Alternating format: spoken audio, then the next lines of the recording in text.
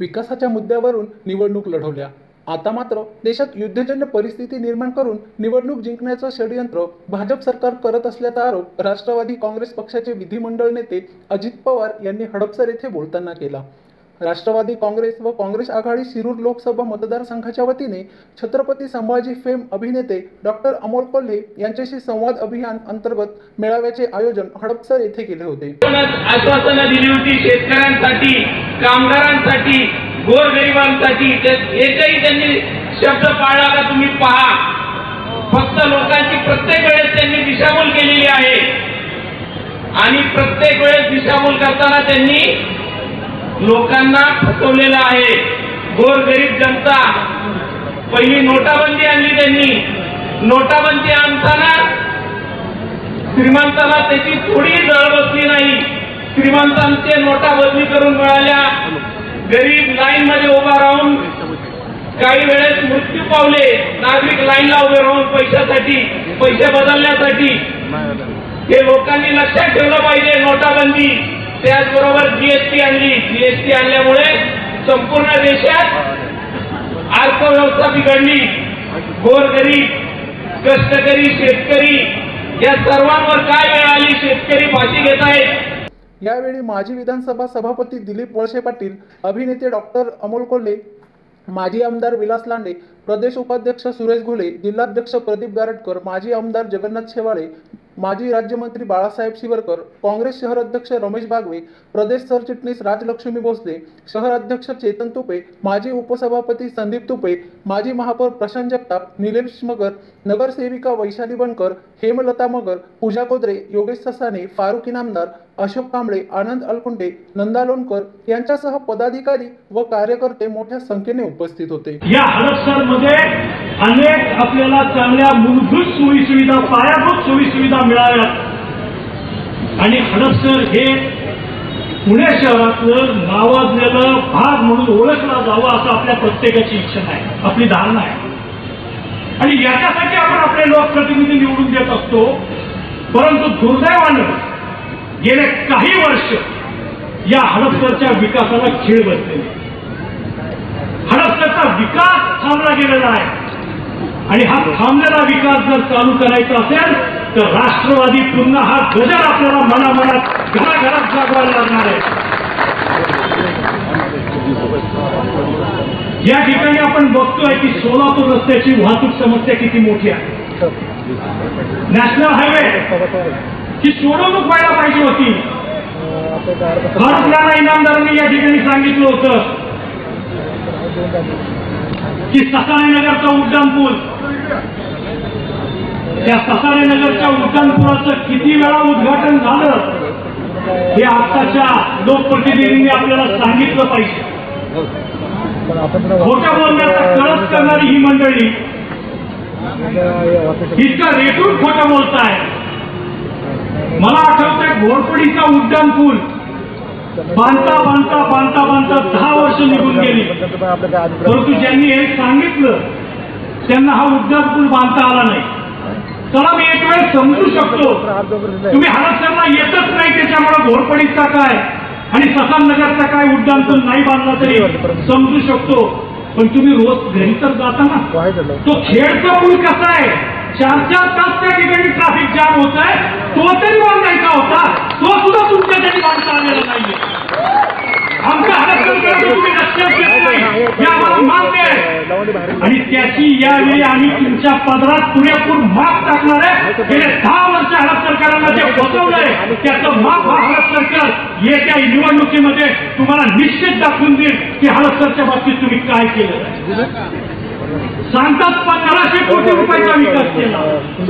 मला तुमच्यापैकी एकाने सांगावं, तुमच्या दारामध्ये कॉन्क्रीट पडलं खासदार निधीतून, तुम्हाला नळ मिळाला, एक लाईट लावली का, तो आढळला नाही, नावच आढळलं, आढळलं कुठून। तर 15 रुपयाचं काम हडपसरमध्ये झालं नाही तर 1500 कोटीच्या बाता आणि गप्पा कुणाला मारतात आणि कुणाला सांगताय तुम्ही की या ठिकाणी मी विकास केलाय। सगळे प्रकल्प या ठिकाणी राष्ट्रवादी काँग्रेस पक्षाच्या माध्यमातून झाले। अजितदादांच्या नेतृत्वाखाली, दिलीप वळसे पाटील साहेबांच्या नेतृत्वाखाली, आदरणीय खासदार वंदनाताई, आदरणीय खासदार सुप्रियाताईंच्या नेतृत्वाखाली आणि पवार साहेबांच्या मार्गदर्शनानं या भागामध्ये अनेक प्रकल्प उभे राहिले. राष्ट्रवादी काँग्रेस पक्षानं या भागामध्ये 3-3, 4-4 महापौर दिले, उपमहापौर दिले.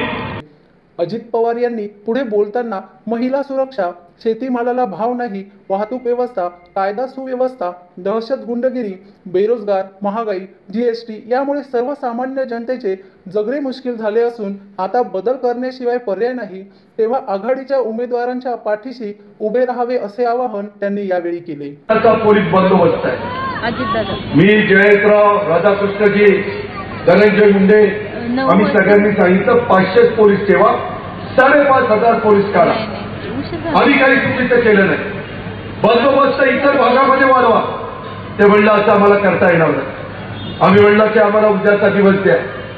सकाळी 11ला अधिवेशन आहे, 10ला आपण बसू. आम्ही जरा रात्री विचार केला की आपलं अधिवेशन महत्वाचं का तुमच्या माझ्या महाराष्ट्रातल्या 12.5 कोटी जनतेचा जीव महत्वाचा, सुरक्षितता महत्वाची. आणि म्हणून आम्ही सांगितलं की ठीक आहे, इनपुट असे ताबडतोब 1 तासामध्ये अधिवेशन संपवा. ज्या गोष्टी मंजूर करायच्या त्या मंजूर करून घ्या. देश ज्यावेळेस अडचणीत येतो, देशाचे अखंडता अडचणीमध्ये येते, त्यावेळेस सगळ्या गोष्टी बाजूला ठेवायच्या असतात आणि आपण सगळेजण भारतीय आहोत या भूमिकेतनं सगळ्यांनी एक व्हायचं असतं. जातीचा, पातीचा, नात्याचा, गोष्टाचा विचार करायचा नसतो. ही आपली शिकवण आहे आणि त्या शिकवणीत आम्ही गेलो आणि अधिवेशन थांबवलं. नंतरचे 2 दिवस होते, त्या दिवशीचा पूर्ण दिवस होता. आम्ही सगळेजण नंतर दुपारी एका ठिकाणी बसलो. किंवा काय होणार आहे, काय इनपुट चालेल, खबरदारी तर घेतली पाहिजे. 26/11ला अशाच पद्धतीचा हल्ला झाला, निष्पाप लोकांना जीव गमवावे लागले. काही घरामध्ये त्यांची घरदार उद्ध्वस्त झाली करती माणसं गेल्यामुळं. आणि पाकिस्तानचं सारखंच काही ना काही पुरवठा करताय, अतिरेक्यांना पोचण्याचं काम करताय, त्यांना तिथं संरक्षण देण्याचं काम करताय. आणि म्हणून देशाच्या हिताच्या करता आम्ही सगळ्यांनी ही भूमिका घेतली. दुपारी काय पाहिलं, भारतीय जनता पक्षाच्या बूथच्या कार्यकर्त्यांची व्हिडिओ कॉन्फरन्सिंगच्या द्वारे देशाचे पंतप्रधान त्या ठिकाणी चर्चा करत होते. अरब सरकारांनो, आम्हाला मात्र देशाच्या संदर्भातली भूमिका आम्ही पटवून देतोय. आम्ही अधिवेशन थांबवतोय, सरकारला मदत करतोय आणि सरकारचे मात्र प्रमुख नेते त्या ठिकाणी राजकारण करतात.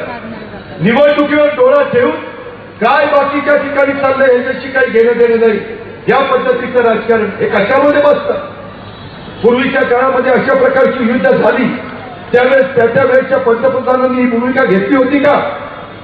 आज पंतप्रधान देशाच्या 125 कोटी जनतेचं नेतृत्व करतात. अखंड भारताचे ते पंतप्रधान आहेत, परंतु त्यांचं वागणं कसं आहे, त्यांचं बोलणं कसं आहे, त्यांची भूमिका कशी आहे. राजस्थानला दुसऱ्याच दिवशी सभा झाली, त्या सभेमध्ये काय सांगत होते, कोणती कविता ऐकत होते, कोणतं राजकारण करत होते. युद्ध जवानांनी जिंकलेलं आहे, युद्ध अधिकारी वर्गांनी जिंकलेलं आहे. असं असताना ज्यांचं क्रेडिट त्यांना द्या ना. राजकारणाच्या ठिकाणी आपण राजकारण करू, परंतु अशा प्रकारे आज 40पेक्षा जास्त जवान शहीद होत आहेत. त्या ठिकाणी पुलवामाला जे घडलं ते कदापि घडता कामा नये. आपली सरकारची गुप्तचर यंत्रणा काय करत होती, त्यांचं काम नव्हतं का? 300 किलोचं RDS आलं कसं?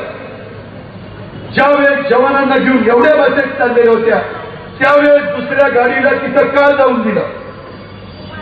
देशाचे प्रमुख ज्यावेळेस जात असतात, VIP लोक जात असतात, तुम्ही पुण्यामध्ये बघता, मुंबईमध्ये बघता, अख्खा रस्ता बंद केला जातो. कुणालाही तिथे जाऊन दिलं जात नाही, क्रॉस केलं जाऊन दिलं जात नाही. आणि मग असं का घडलं त्याचं उत्तर कोणी देत नाही. अमित शहा सांगतात 250 अतिरेक्यांना त्या ठिकाणी मारलं. कोण म्हणतं की ह्याच्यामध्ये आम्हाला आकडा माहिती नाही. अमोल कोल्हे यांनी यावेळी बोलताना सांगितले, वैद्यकीय कला क्षेत्रात काम करत असताना शरद पवार यांना आदर्श मानून राजकारणात आलो आहे. तरुणांचा वाढता प्रतिसाद हा परिवर्तनासाठी असून त्यामुळे चौकाराचा दावा करणारे विद्यमान खासदारांच्या निष्क्रियतेमुळे जनता आता त्यांच्याकडे पाठ फिरवल्याशिवाय राहणार नाही. माझी जात ही शिवरायांचा मावळा असून जातीपातीचे राजकारण करू नये, अशा शब्दात आढळराव पाटील यांच्यावर टीका केली. शिरूर मतदारसंघातील ग्रामीण व शहरी भागातील किती नागरी प्रश्न विद्यमान खासदार आढळराव यांनी सोडविले, हा प्रश्न आता जनतेने त्यांना विचारला पाहिजे. संभाजी महाराज यांच्यावरील मालिका बंद करण्याचा जर कोणी प्रयत्न केला तर महाराष्ट्र पेटून उठेल, असा इशारा त्यांनी दिला. आपण मालिका पाहिली, अत्यंत उत्कृष्ट आणि स्फूर्तून देणारं काम आपण या महाराष्ट्रामध्ये करत आहे. तुमचं या ठिकाणी काँग्रेस पक्षातर्फे मानाचा मुद्रा करून आपलं स्वागत करतो. तर या ठिकाणी कार्यकर्ते विलासरावजी आम्ही जे आलेलो आमच्या आघाडीची भूमिका या ठिकाणी असते. आमची आघाडीची भूमिका या ठिकाणी राष्ट्रवादीला लोकसभेची जागा गेलेली आहे, हे निवडून आणण्याची जबाबदारी काँग्रेसचा एक सामान्य कार्यकर्ता, निष्ठावंत कार्यकर्ता म्हणून या ठिकाणी आम्ही उचलत आहोत. मित्रांनो, या विरोधी पक्षाने आम्हाला विकासाचं काही सांगावं नाही. विद्यमान खासदार अमोल कोल्हे यांच्या जातीवरून विधान करून मनातून पराभव स्वीकारला आहे, असे त्यांनी यावेळी सांगितले. शिरूर लोकसभा मतदारसंघातील हडपसरमधील अनेक प्रश्न जे केंद्राच्या अखत्यारीत येतात ते प्रलंबित आहेत. बाकीच्या विधानसभा मतदारसंघातील एकही काम केळवे नसताना खासदार आढळराव 14,000 कोटींची कामे केल्याचा हास्यास्पद दावा करतात. याकडे लक्ष वेधत राष्ट्रवादी काँग्रेस शहराध्यक्ष चेतन तुपे यांनी आघाडीच्या उमेदवारास हडपसर विधानसभा मतदारसंघातून सर्वात जास्त मताधिक्य देणार असल्याचा दावा त्यांनी केला. मतदारसंघाचा हा संवाद दौरा सुरू आहे. जेव्हा संवाद साधायचा असतो तेव्हा खरं तर आधी माझी ओळख तुम्हाला पाहिजे, तुमची ओळख मला पाहिजे, ही सगळ्यात महत्वाची गोष्ट असते. अनोळखी माणसाची कसं काय बोलणार? जेव्हा बोलायला येतो, जेव्हा तुम्हाला भेटायला येतो तेव्हा टीव्हीचा पडद्यामध्ये असतो. जेव्हा तुम्हाला भेटायला येतो तेव्हा एका वेगळ्या व्यक्तिरेखेत, एका उत्तुंग व्यक्तिरेखेत भेटायला येतो. पण स्वतः आज अमोल कोल्हे म्हणून तुमच्याशी संवाद साधायला आलो. मी कायम म्हणतो की महाराष्ट्रात जन्माला येणारा माणूस हा इतर राज्यात जन्माला येणाऱ्या प्रत्येक माणसापेक्षा नशीबवान असतो. कारण इतर राज्यांना फक्त भूगोल आहे, माझ्या महाराष्ट्राला इतिहास आहे. छत्रपती शिवाजी महाराजांचा इतिहास आहे, छत्रपती संभाजी महाराजांचा इतिहास आहे. विशेषतः या शिरूर लोकसभा मतदारसंघामध्ये राहणाऱ्या नागरिकांचं सुद्धा एक वेगळं नशीब आहे की संपूर्ण देशातली नव्हे तर जगातली सर्वोच्च अशी 2 प्रेरणास्थान आहे ती या शिरूर लोकसभा मतदारसंघात येतात. एक येतं जुन्नरचं शिवनेरीवरचं छत्रपती शिवाजी महाराजांचं जन्मस्थान आणि दुसरं येतं वडू आणि तुळापूरचं छत्रपती संभाजी महाराजांचं बलिदान. आणि मूळचा जन्म माझा नारायणगावचा. कदाचित गेल्या जन्मी काहीतरी पुण्य केलं असेल, महाराजांच्या सैन्यात कुठला तरी मावळा असेल, कुठेतरी रक्ताचे थेंब स्वराज्यासाठी सांडले असतील. म्हणून शिवजन्मभूमीत जुन्नर तालुक्यामध्ये ज्या मातीला छत्रपती शिवाजी महाराजांचा पदस्पर्श झाला त्या मातीच्या अंगा खांद्यावर खेळण्याचं, बागडण्याचं भाग्य घेऊन जन्माला आलो. क्षण विधान करण्यात आलं की अमोल कोल्हे अमुक समाजाचे आहे म्हणून त्यांना उमेदवारी. अरे जाहीर कुठे झाली?